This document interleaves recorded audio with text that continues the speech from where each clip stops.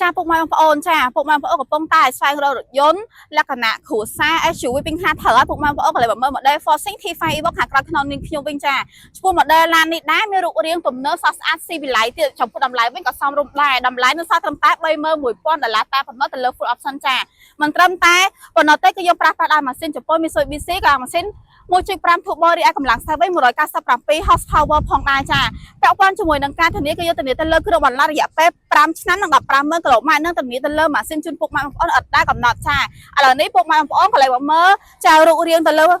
Forcing T5 Evo ខាងក្រុមហ៊ុនបងប្អូនវិញចាចំពោះយ៉ាន់វិញគឺយើងលេងជាប្រភេទយ៉ានបែបស្ពតតែម្ដងចាទំហំយ៉ានគឺ19អ៊ីងផងដែរចាបូករួមជាមួយនឹង sensor មួយជុំផងដែរចា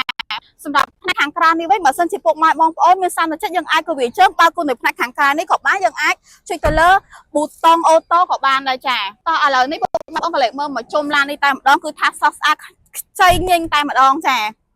សម្រាប់ព័ត៌មានលម្អិតពុកម៉ែបងប្អូនចាអាចតំណាក់តំណងមកកាន់ Facebook Page ឬពុកម៉ែបងប្អូនអាចអញ្ជើញមកកាន់ទីតាំង Showroom Forcing ដែលមានទីតាំងនៅលើផ្លូវជាតិលេខ 6A សង្កាត់ចូលចង្វារីធានីភ្នំពេញ